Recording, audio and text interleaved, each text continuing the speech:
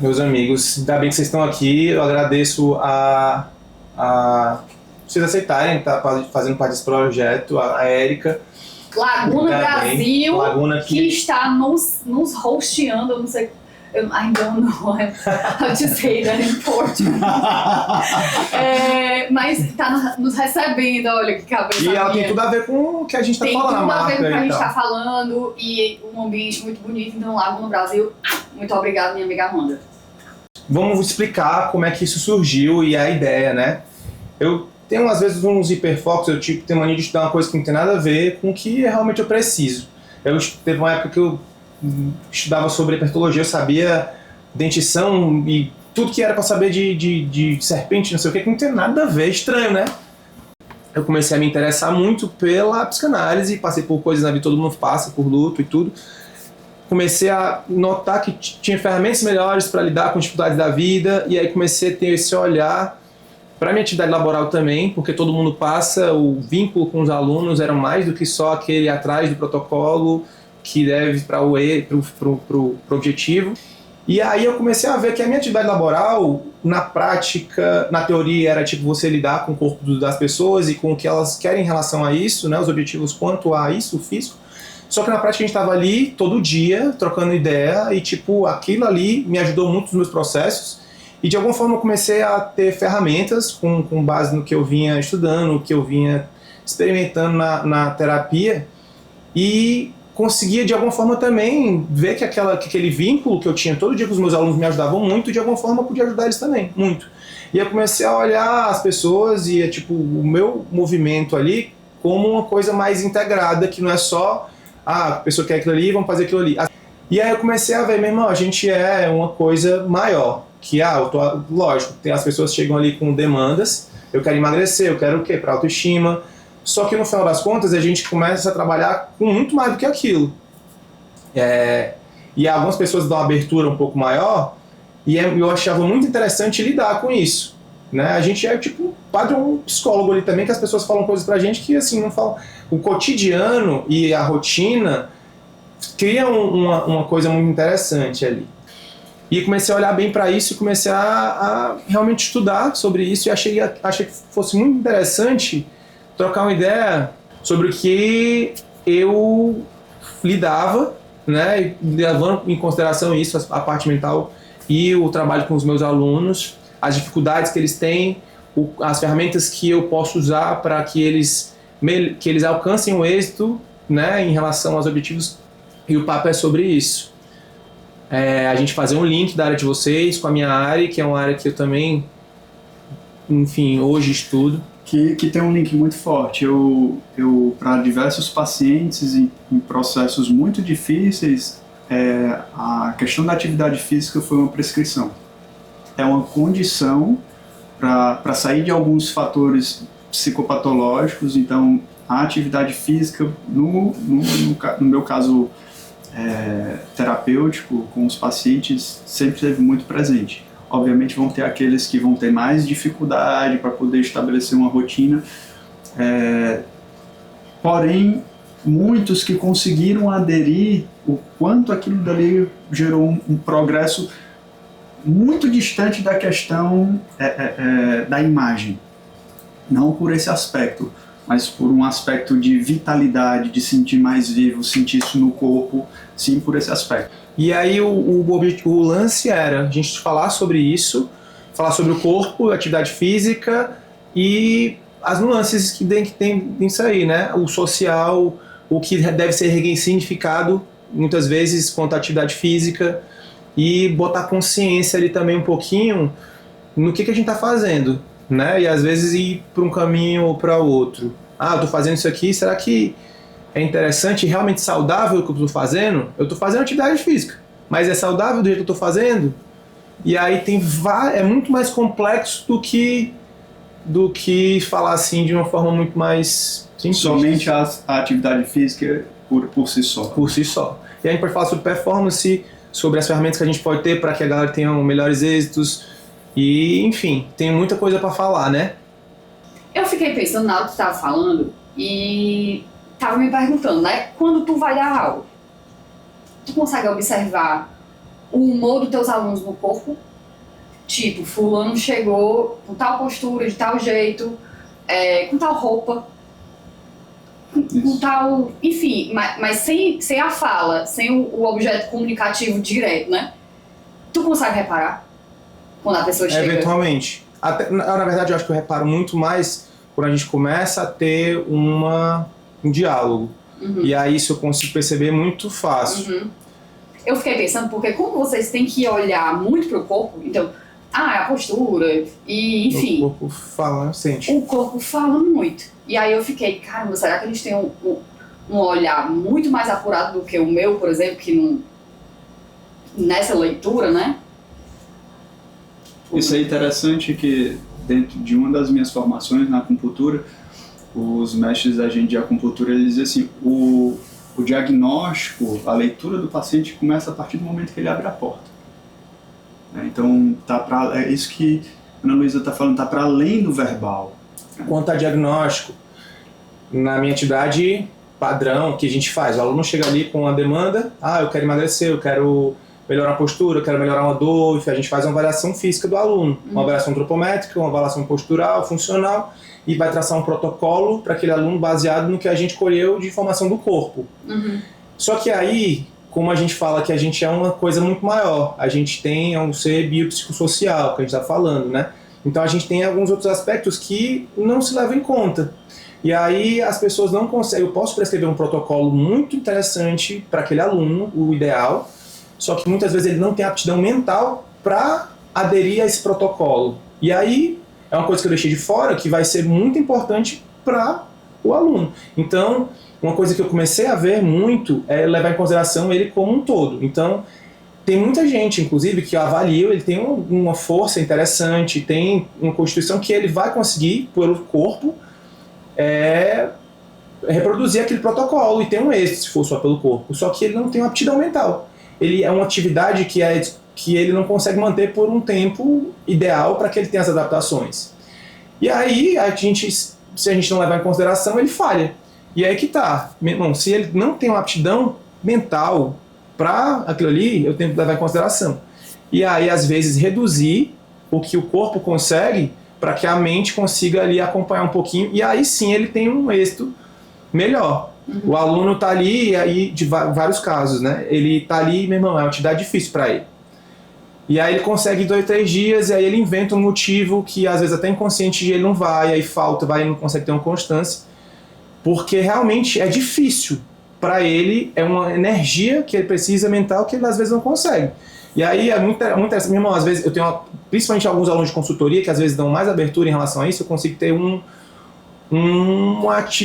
ação maior em relação a isso de consultoria. Então, cara, nessa época eu tô com uma mudança aqui de trabalho e tá foda, muita energia mental, tô conseguindo... Meu irmão, só vai pra academia. Bota tua energia pra tu ir pra academia e aí tu vai começando leve. Diminui as cargas, não precisa ter aquela intensidade muito alta, só vai. Porque aí eu tô trabalhando com o quê? Com o grau de aptidão que ele tem de mental. E aí ele vai indo, ele vai conseguindo esses pequenos feedbacks positivos que ele tá tendo, de não é falha, tipo, ele não foi, deixou de treinar. Ele conseguiu treinar, ele vai conseguindo ir ali galgar, porque pensar nos dois. Então tem o físico aqui e o mental aqui. E aí quando eu coloco esses dois em relevância, assim, né, em atenção, eu consigo mais êxito. Isso é interessante que você está falando, porque eu percebo um paralelo muito grande com a psicoterapia. Assim como vão ter pacientes que eles não vão ter perfil de passar um longo período no processo terapêutico. Ele vai faltar, né? Então, essa coisa do vínculo também, o vínculo com o personal, eu imagino que é algo que se dá para além do mecânico. Não, gente, aí só uma bandeirinha. Imagina que tu já odeia ir pra academia. Tu odeia ir pra academia, tu odeia o teu corpo. Aí tu odiar o teu personal, aí já acabou. Eu não digo nem odiar, mas se você não tem um vínculo, é aquela coisa só pra tá na mesmice. Não rola, porque já aí? É difícil, já é complicado, tem que ter o fator social ali, pelo menos mediano, porque senão... E aí entra uma questão da condição do profissional personal. Isso é muito interessante no sentido de que eu vou para uma academia que eu só pago a academia e eu faço lá. Se eu tô com um personal, esse cara, ou essa mulher precisa estar ali do meu lado, entender como é que está o meu fator emocional, como é que eu estou naquele dia, se eu estou com uma lesão, porque vai adaptar. É para isso que essa pessoa está ali, para adaptar o meu treino e dizer, cara, hoje você não tem condições, vamos fazer até aqui, né? Que muitas vezes a pessoa chegou na academia, eu imagino que você deva ter passado por esse tipo de situação, a pessoa chega na academia, mas eu não quero fazer não hoje. E você conseguir romper esse fator psicológico, dizer, vamos fazer só até aqui, e faz ela romper aquela barreira. Isso daí, psiquicamente, é um fator que ela vai avançar de forma grandiosa, né, ali no treino. É um tijolinho para autoestima, né? Como é que a gente tem a noção de que a gente pode fazer alguma coisa? Já tendo feito. Então, se a gente começa ali do degrau 1, aí amanhã você fala, eu vou ter que subir um degrau, eu já subi antes, né? Então eu vou subir esse daqui, e aí eu passo um tempo naquele degrau, depois pulo pro outro, e aí quando você olha pra trás, você vê quem tem uma boa autoestima, e vê uma série de coisas que você já tem feito, você sabe que é capaz, porque você já fez. E aí essa ferramenta tua é muito interessante, porque tu vai justamente, não, beleza, qualquer coisa agora, qualquer uma, vamos lá, e a pessoa olha pra trás, não, já tem isso aqui construído, então vamos um pouquinho mais pra frente, quando ela puder, né? E aí isso é um papo que a gente vai entrar um pouco depois, que é o quando. O quando é muito importante. Qual é o momento em que tu tá de decisão sobre aquela atividade, por exemplo. Mas aí entra na pergunta inicial a questão do que me motiva a estar construindo uma rotina que não vai me fazer sair tudo. Tem pessoas que são... a forma de absorção dessas pessoas é muito visual. Então, se o personal ou o profissional consegue te trazer assim, peraí, vamos avaliar aqui. A gente está nesse processo há tanto tempo, vamos avaliar teus ganhos. Porque na hora que a pessoa está num processo emocional decadente, em declínio, ela não consegue acessar isso experiencialmente no sentir dela. Ela vai precisar ver, calma aí, isso que tu tá dizendo não confere não. Tu saiu desse tijolinho, veio pra cá, peraí, vamos. E aí precisa retomar essa pessoa, e aí vai ser no personal, vai ser na psicoterapia. Então é essa construção. Construir uma rotina tá para além dessa coisa dos holofotes virtuais. E do rígido, né? Tá muito além do rígido de construção de rotina. 5 horas da manhã, todo dia eu vou pra academia, eu vou fazer... Você vai quebrar... Meu irmão, vai ter dia que tu não vai porque tu não vai poder. Às vezes tu vai estar doente. Aí as pessoas ficam dentro de uma rigidez tão absurda que não consegue quebrar. O que é equilíbrio? Ou pelo menos quebram. Internamente. E se desestrutura. O equilíbrio, ele não pode matar o movimento. Ele é dinâmico. O Bruno falou de um ponto que referiu até uma coisa que a gente estava falando antes, né? E isso é uma coisa que eu vejo muito. Como é que a gente vai avaliar a subjetividade de cada um? A gente avalia o corpo e tem as individualidades biológicas e a gente tem também as nossas individualidades da nossa cabeça, da nossa subjetividade. E aí eu vou vendo isso na prática, né? E aí tu falou sobre... Às vezes a gente tem uma noção que não é muito consciente do nosso corpo com o mundo. Eu vou dar um exemplo prático de uma pessoa que eu trabalhei. Ela tinha uma autoestima baixa e ela tinha um atrito em relação a isso, e o que levou ela a atividade física, foi exatamente esse desconforto com o corpo, desconforto que não estava num padrão. Só que quando ela estava lá na academia, isso era mais evidenciado. Então ela ia por esse motivo, só que lá ela se achava que estava num ambiente que estava com pessoas altamente treinadas e padrões e tal, e ela não, e aí ela ia treinar, ela achava que treinava muito aquém do que todo mundo treinava, então a questão da autoestima não deixava ela performar nesse sentido também. Comparação, né? Deixava ela num ambiente totalmente desconfortável, em que ela tinha uma baixa para produzir. E aí teve um dia que ela foi numa corrida de uma blogueira, e aí nessas corridas tem aqueles caras que tiram foto, e aí a foto é um frame, e aí ela, no momento que ela pisa, que baixa assim a gravidade, ela arrasada. a autoestima dela tava colocando uma visão de mundo pra ela que não era real. Aí olha pra você, olha pra ti.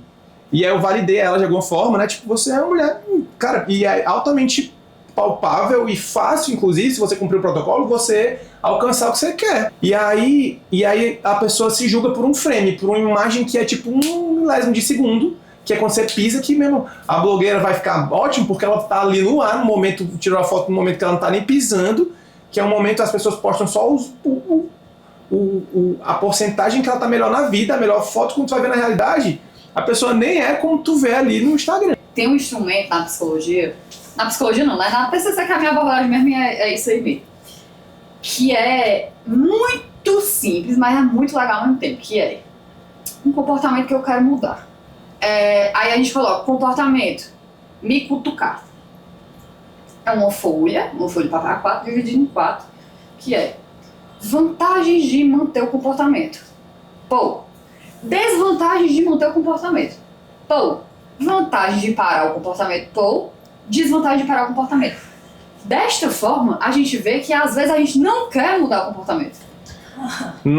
Quando ela vê a quantidade de coisas, ela materializa algo que antes ela achava que era subjetivo, que porque tem alguma coisa que me atrapalha de não conseguir. Não, tá aquilo. O que me atrapalha é isso aqui. E muitas vezes a coisa sou eu. Sim. É porque eu sou... E aí a gente começa a colocar adjetivos, né? Eu sou indisciplinada, Preguiçoso. disciplina, preguiçoso, etc e tal, quando na verdade existe uma situação na tua vida acontecendo naquele momento que pra ti não é vantajoso. Não é.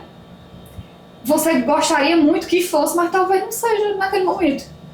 E aí, quando, no processo de mudança de comportamento, quando tu enxerga isso, aí a gente pode começar a trabalhar. Assim De que outras formas tu poderia respirar no teu dia a dia? Vamos tentar pensar que aí é a pessoa que vai propor, não sou eu que vou sair inventando coisa na minha cabeça, não. A pessoa me propõe. Não, talvez eu consiga, sei lá, ir ali comer um pão na padaria. E aí eu tenho a minha pausa, eu tenho o meu momento, e eu não necessariamente preciso... Então a adaptação é mais ou menos isso, né? De tu trocar, de tu ver as listas, né? Vantagens e desvantagens, tu olhar pra elas e falar, o que é que eu faço com isso aqui? Isso aí entra total naquela primeira pergunta que a gente tá fazendo, de o porquê que você não consegue fazer o que você quer fazer. Então eu digo aqui, por cima, na superfície, eu quero fazer isso aqui, só que eu não faço, eu não consigo. E aí entra muito nisso aí. Eu tava vendo, inclusive, antes de voltar pra cá, uma coisa que eu já tinha vindo pra cá, uma coisa que eu tinha visto há um tempo, que é um artigo que o nome é Sustentável Automaticidade do Ser, eu tinha falado até pra vocês na outra vez. E que uma porcentagem muito maior do que se achava de tudo que nossas pulsões, desejos, decisões e tudo é automatizado. Lá para 80% ou 90% do que não é deliberado como a gente acha que é. Muito doido. Isso já tem um autor lá do século XIX também, o Jorge, sei lá qual é o século, George Gurdjieff, que também fala que a gente é uma máquina, que a gente não tem consciência de o que a gente faz. E esse exercício que tu falou é mais ou menos botar uma consciência nisso, né? E tem um caso que eu vi de uma mulher que ela fazia atividade física, mas ela nunca conseguia engajar e ter uma rotina, aquele lance, eu quero fazer, passava um tempo, saía, não conseguia êxito, não conseguia estabelecer um hábito, enfim, por N motivos. E aí teve um dia que ela foi para uma atividade com o filho dela num parque com outras crianças e os pais, e ela não conseguiu continuar por causa do sedentarismo dela, por causa da falta de condicionamento e aptidão física dela, e ela ficou ali, porra. Ali foi o momento que ela ligou uma razão para fazer a atividade física. E aí entra nessa, não sei qual é esse exercício, mas de colocar consciência naquilo ali. Então a razão para ela ali foi muito maior, e aí fez ela, eu quero fazer atividade física porque eu quero acompanhar meu filho nas atividades, eu quero estar presente na infância do meu filho. Mas o que tomou ela, digamos assim, foi o emocional. E aí tem que ser... A razão é importante, a gente vive num mundo onde a gente coloca a razão num suprassumo. A razão, ela não é tudo isso, ela não controla tudo. O que não quer dizer que ela não seja importante. Agora, quem vai sistematizar o caminho que ela vai fazer para conseguir esse hábito é a razão. Mas o que mobilizou ela foi emocionalmente, foi a vinculação com o filho, ela fazer algum tipo de projeção, por que eu não estou conseguindo fazer isso daqui. Isso foi a liga que fez ela querer E tem que mudar. ter uma liga, né? Porque eu acho que não vai um só com um ou com o outro, né? Eu acho... importante a gente... eu tava me lembrando daquela outra vez que a gente esteve aqui, que a gente falava sobre o fato, porque é um fato, da emoção nascer muito antes da razão. Então, a gente tem um desenvolvimento cognitivo ao longo da vida, então, se a gente imaginar uma criança com 1 ano e uma criança com 12, a gente consegue ver uma evolução muito grande no cognitivo. Mas no emocional, ele começou muito antes, a gente já começa a sentir desde sempre. E é claro que a nossa cognição também começa a existir desde sempre, mas o refinamento emocional é como se fosse intrínseco. Então a gente já sente as coisas, ainda que a gente não tenha a razão grudada, né, acoplada, a gente já sente desde muito cedo. Então, para constituir voltando àquela pergunta lá, né? Como é que eu vou estabelecer um hábito que é difícil para mim, que é ruim, só que eu sei que eu devo? E aí tem que ter essa liga, eu acho, né? Tem que partir de uma coisa mais profunda, tem que partir de um sentido, eu acho, né? De sentido lá pro, sei lá, eu tava vendo uma relação de sentido pro Frauk, pro Jung, que for, mas eu acho que o sentido, na verdade, é um fator organizador, né? Tipo, de você, o caso dessa mulher, ela teve esse lance de filho, né? Tipo, de relação a acompanhar as atividades com o filho, que foi um logos para ela ali, né? Um sentido, é uma razão, no sentido de dar sentido à atividade física que eu devo fazer. Porque fazendo isso aqui, eu consigo ser mais presente nas atividades com meu filho. E de alguma forma foi uma coisa que estruturou o caminho dela para que ela consiga estabelecer aquele hábito, né? E não foi só aquele penso de que fazer educação, treinar é importante porque é bom para a saúde e porque juntou uma coisa que organiza, né? Faz sentido, né? Isso aí? O que vai ser individual para cada um. Exatamente. Dentro do processo de cada um, a gente querer fazer um grande combo e que todo mundo vai adentrar isso daqui dessa forma, é o que o mercado quer. A gente tá falando de Instagram e tudo. Eu sempre tive um problema com um clichê. Eu acho que faz parte da minha personalidade de ser meio introspectivo, de eu não gostar nada muito clichê, repetitivo, popular. E aí tem uma galera, tipo, a galera se coloca no Instagram, e eu até se apresento no Instagram, mas não de forma profissional, porque eu tenho essa resistência a esse tipo de coisa. E aí eu comecei a me interessar em outros aspectos que são muito relevantes, eu acho, na minha atuação, né? Que é a parte de levar em consideração a parte mental dos meus clientes. Já falou sobre isso, mas a gente vai fazer de novo uma apresentação, que eu agradeço de novo por vocês estarem aqui, por estar apoiando a ideia. Que eu comecei por passar por coisas da vida que todo mundo passa, e eu achei que realmente adquiri boas ferramentas para lidar melhor com os problemas da vida. E eu comecei a ter esse olhar, tive um hiperfoco ali estudando psicanálise e tal, e tive um hiperfoco em relação a isso e comecei a colocar isso em prática na minha vida e nas minhas relações e inclusive no meu trabalho. E aí eu achei muito interessante a gente ter essa conversa aqui, falando sobre esses temas, porque aí sim eu acho que é uma coisa útil, não é só um conteúdo de trend besta que a gente vai colocar na internet, mas é um conteúdo que, se realmente for interessante, né, e que se a gente tiver sorte de que ajude alguém, que seja útil, melhor ainda. E eu acho que pode, né? E é isso, por isso foi a ideia da gente trocar uma ideia assim, porque é um ambiente aqui que a gente pode realmente criar mesmo uma coisa diferente, e não só reproduzir besteira de internet, que é o que a galera faz. Posta aluno, faz o treino, isso aqui é assim, isso aqui é assado. Isso pra mim tem muito, e acho que não é interessante. E eu acho que a gente pode ter uma coisa nova aqui, mais útil, né? E aí a gente tava falando sobre isso. A gente estava falando sobre olhar para a pessoa não só como um corpo, mas como uma coisa completa, né? Que a pessoa é um ser que é físico, enfim, e tem o social, e tem, enfim, espiritual, tudo que o compõe.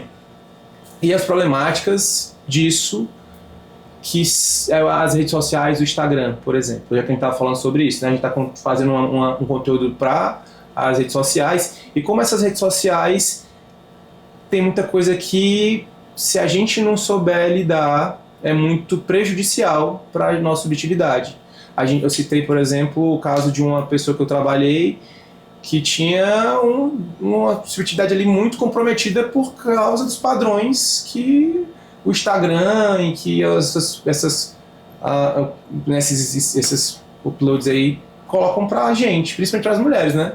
As mulheres tinham um estilo padrão, o que é padrão que muda todo mês. Tinha um padrão do Mewtwo, que tinha que ter o quadril grande e não tinha peito, tinha um padrão do peito antes, agora tem um padrão das super magras, que eu tô chocado com isso, porque você vê as na academia que tem um aspecto de doente.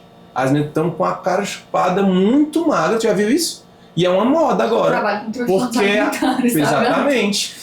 Porque uma Bruna Marquezine ou poucas pessoazinhas ali que estão ali ditando a regra e a moda são, e aí ditou outra parada. Não são poucas pessoas isso.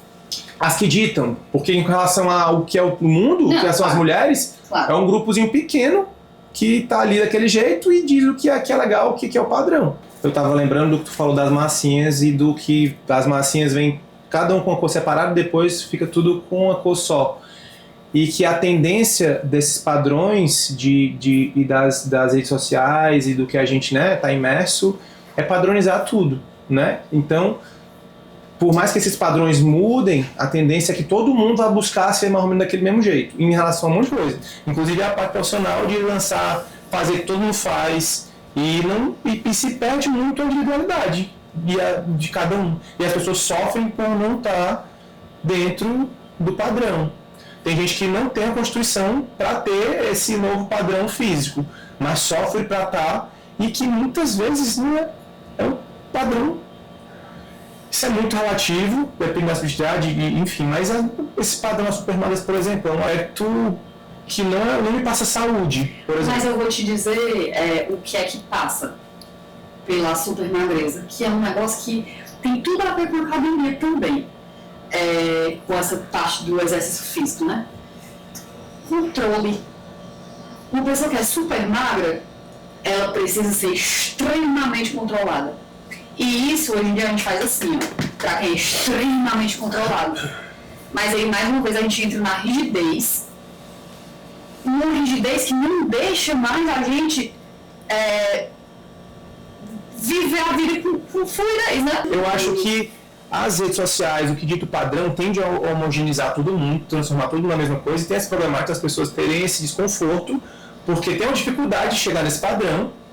E o ponto é colocar na cabeça que quem tem um pouco de consciência, a gente não é para estar nesses padrões, né? Só que isso é muito... E é que tá, consciência, né?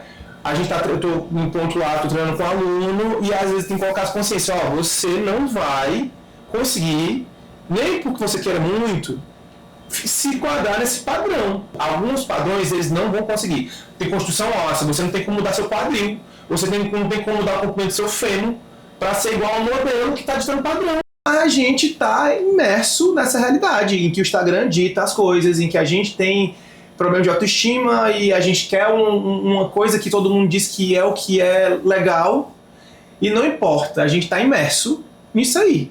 E aí a gente tem que, como? Exercitar sempre essa narrativa e essa consciência para tentar ir meio que de contramão disso aí e melhorar a nossa individualidade e saber que a gente está bem do jeito que a gente é. Quando você se sentir bem na própria pele e você tem consciência para onde você quer se mover, você pode se mover até para onde você quiser, você consegue se mover melhor e dar melhores passos mais... Porque quando você está se sentindo mal e é fruto desse negócio de você não estar no padrão, você nem consegue ir para o canto que você acha que queria ir e nem o canto que você que deveria ir. Porque o lugar que você de fato queria ir, muitas vezes vai ser um lugar de ruptura. É um negócio muito interessante, porque às vezes as pessoas começam a fazer terapia, por exemplo, com o intuito de conseguir emagrecer. Eu não consigo emagrecer, e aí eu vou descobrir os porquês, etc e tal. No final das contas, a pessoa desistir de querer emagrecer, por exemplo, é muito sofrido. É muito sofrido. Tipo, tu chega num ponto do teu autoconhecimento e fala, puta que pariu, eu vou ter que romper com esse grupo que pra mim é tão caro, porque eu descobri que tem outras coisas que me importam mais. Porque somos seres sociais, né? A gente traz isso desde muito cedo, que a gente precisa ser pertencente a algum grupo. Aí tem o outro lado da moeda que existem outros grupos que inclusive você pode achar mais interessantes do que aquele, mas aí você tem que encontrar, né? Disposição. Mas é muito difícil a pessoa... Porque tudo que é propaganda, tudo que tá te ensinando o que é, tá indo pra fazer essa disruptura, meu irmão, é difícil. Tem que ter muito apoio, tem que ter, acho que muito de vocês, inclusive, porque é difícil. E não é não? Como se faz isso? A gente vê na prática quantas pessoas conseguem ter essa disruptura do padrão e do que o mundo diz que é pra onde é que você deve ir. A disruptura acontece, mas ela não acontece sem sofrimento e a pessoa fica sofrendo. Exatamente. A condição é que talvez seja muito noticiado uma condição de que a gente não precisa gerar sofrimento.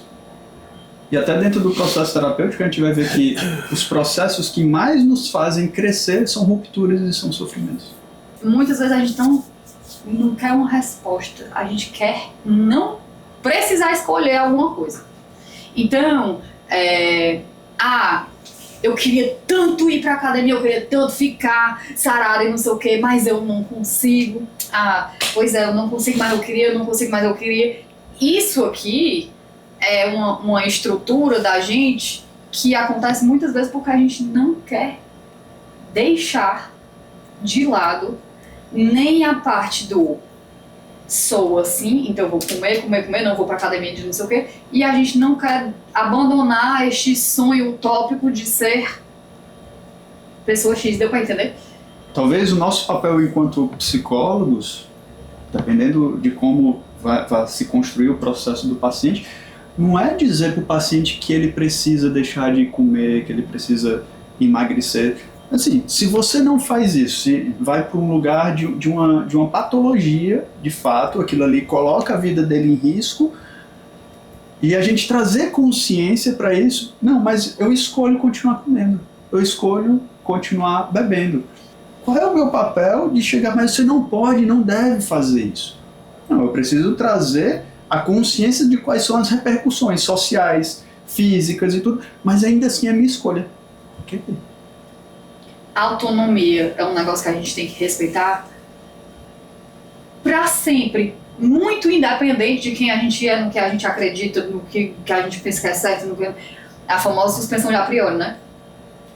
Suspende tudo que tu acha que tu sabe, porque o outro que tá ali na tua frente precisa ter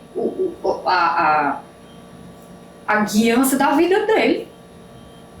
E se ele tá escolhendo ir por um canto, tu fala só assim, meu irmão, beleza, talvez não seja bem por aí que a saúde esteja, mas você tem o direito de se mover para onde quer que você vá. Isso. Tem um termo no Tibete chamado Sherpa.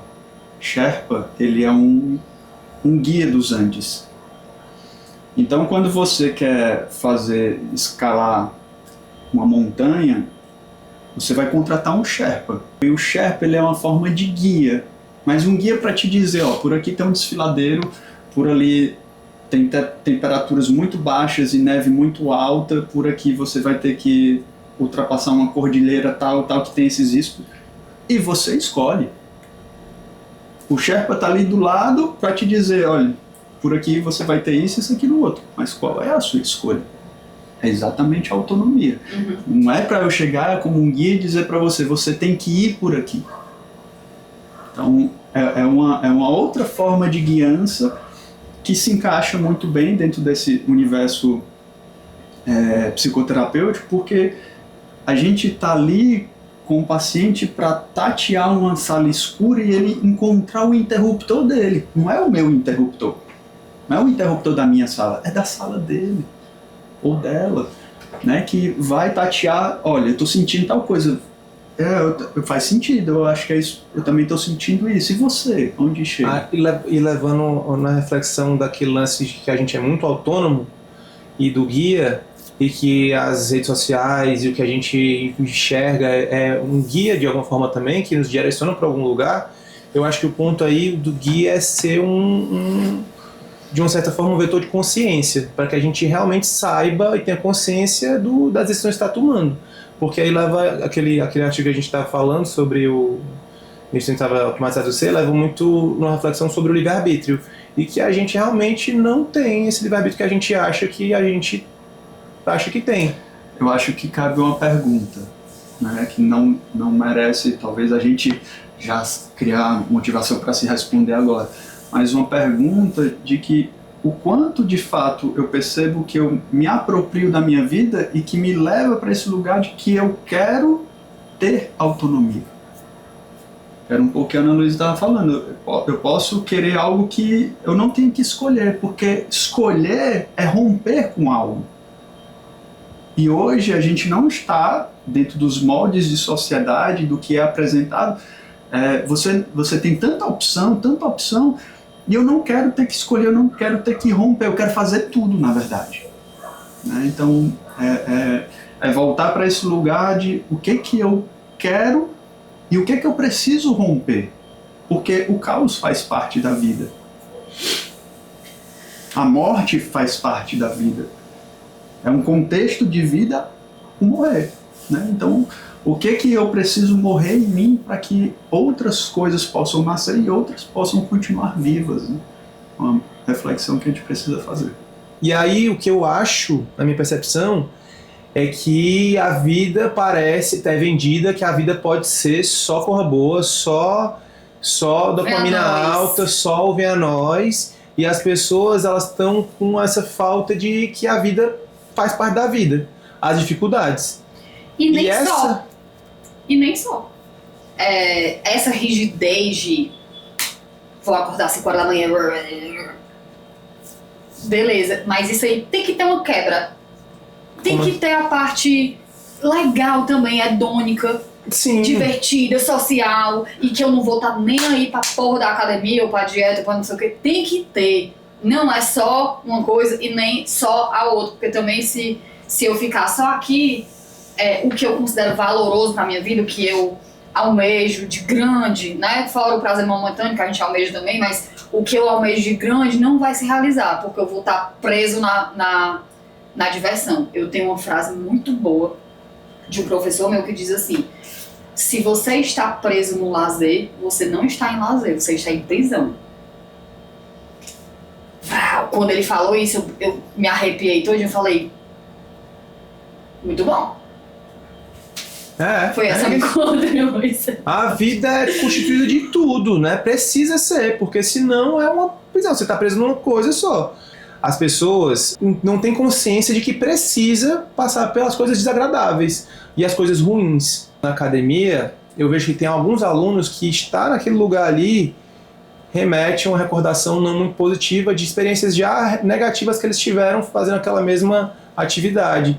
E aí o trabalho ali é tentar ressignificar aquilo ali. Ele vai ter que passar por aquele desconforto, mas o trabalho ali é fazer com que ele progrida. Então, lidar bem com esse desconforto e às vezes tentar sanar um pouquinho e fazer a atividade seja mais agradável. E até a prescrição do que a gente vai fazer para o aluno passa por isso. Porque, por exemplo, hoje em dia a treinamento e musculação é indicado para tudo, é remédio para tudo. Hoje a gente está bem claro que é uma coisa muito que se deve, né? Um hábito que se deve ter. Só que aquele lance da aptidão mental, muitas vezes aquela atividade daquele jeito ali não é muito interessante. Você precisa para aquele aluno naquela hora. Então eu, por exemplo, se eu for pensar em modalidades de atividade física, quando eu tô mal, eu não vou surfar. Eu vou treinar jiu-jitsu. Jiu-jitsu, ele me dá eu saio dali, meu irmão, bem. E a atividade que eu vou naquela hora. Como eu tenho um trabalho de uma galera que me contrata mais ou menos para uma modalidade, que é a musculação, eu mudo mais ou menos o perfil do que a gente vai fazer ali. Então varia-se a intensidade, tudo, e meio que o tipo de treinamento, não intervalado de segmento. Mas assim, o bom dessa hora é porque eu consigo ter muita intervenção no vínculo, né? O que você está falando, Arthur, nada mais é do que você do que a gente já falou, no sentido de que existe essa individualidade e existe o fator de que você passou pela experiência. Então você construiu o seu repertório. Que pro Bruno, pra Ana Luísa, pra Érica, o fulano, vai ser outra. Exatamente. Composição. Por quê? Porque pro Bruno ele foi lá e surfou naquele momento e aquilo ali foi potencializador para ele. Né? Então, construir essa individualidade, esse repertório, é muito de cada um. Exatamente. Então eu preciso passar por aquela experiência e naquele momento, você também utilizou uma expressão interessante, eu ressignifiquei. E aí no orientador, no caso que sou eu, quanto ao que ele deve, eu prescrever do que ele deve fazer nas atividades, eu tenho que levar muito em conta essa subjetividade dele e a individualidade dele nesse sentido. Então é muito doido porque na prática eu fui vendo e entendendo que eu vou conseguir avaliar ele com o tempo e de forma ali subjetiva, né? Eu avalio o corpo dele, mas na avaliação de como ele se comporta e como ele reage às atividades que são prescritas ou ali para ele, eu vou conhecendo ali com o tempo e vou sabendo lidar com ele de acordo com o que eu vou percebendo. Esse é um exemplo bom. O corpo ele é muito indicador de muita coisa e é o teu objeto de trabalho. Então quando você conhece o teu cliente, até que ponto eu conheço em que eu sei que ele vai ter resistência para aquilo ali, mas eu sei que ele tem que passar por aquilo e eu vou sustentar esse lugar. Não, você vai fazer, a gente precisa fazer aqui, vai dar certo. E você sustenta um lugar, assim como eu, como terapeuta, eu sei que também pelo lugar de cliente, que tem aqueles lugares que eu escapo, feito sabão. Eu começo a entrar no tema, eu saio pela tangente, vou por ali. E o quanto que o terapeuta ele precisa sustentar esse lugar no incômodo. E para isso eu preciso, enquanto terapeuta, lá no meu lugar de cliente, ter passado pelos meus incômodos, pelos meus infernos, pelas minhas sombras. Porque se eu não passar, eu não tenho como sustentar. Ontem eu estava vendo a entrevista de alguém que trabalha com o corpo, é da área de medicina e tudo, e ele pifou por conta de lesão na cervical. Pifou que o braço parou e teve que ir para cirurgia, e ele falou na entrevista que ele teve que chegar e fazer essa reflexão. Onde foi que eu passei do limite? Porque eu conheço o corpo em vários aspectos e me deixei fazer isso daqui. Onde eu me negligenciei. E talvez esse é um dos pontos que a gente mais tem visto na nossa cultura hoje, assim, o quanto que eu me negligencio para poder manter um aparato de uma vitrine. E colocando na conta da saúde, e a saúde, a pobre ré, ficou com quem? Com Jesus. Terminamos. Com esse caminho de certo. Então, a gente esteve aqui com a Ana Luísa, Bruno, que toparam trocar essa ideia aqui, que foi interessante, quem sabe útil para quem assiste. E é isso, eu acho que foi uma conversa legal e que a gente possa conversar mais sobre outros temas. A gente teve algumas dificuldades para estar aqui hoje, atribulado, mas eu acho que de alguma forma a gente trocou uma ideia legal e que foi útil, eu acho, e que a gente possa ter outros encontros, diálogos. Exatamente, continuar, enfim, tendo boas trocas. Tomara que talvez mais facilmente, né? Com um humor um pouquinho melhor, a gente tenha dormido uma noite toda. Tá naquele lance do presente. O que temos é isto. Tomara que dê pra tirar pelo menos 2 gotinhas de tudo que a gente falou. Acho que o suprassumo, assim, que a gente consiga manter mais esse contato e falar da gente, falar da vida. E isso, a vida acontecendo, e a gente traz isso no corpo, no cansaço, num lapso de memória, e que a gente possa trazer isso com mais leveza e com realidade, porque isso é o real. E não somente aquela skin, como a Ana Luísa gosta de colocar, né? Eu tô toda skin Búzios. Skin Lavuna. Tá bem. Muito obrigada. Gratidão a vocês. 2 frases para terminar. Primeira frase. o equilíbrio não pode matar o movimento.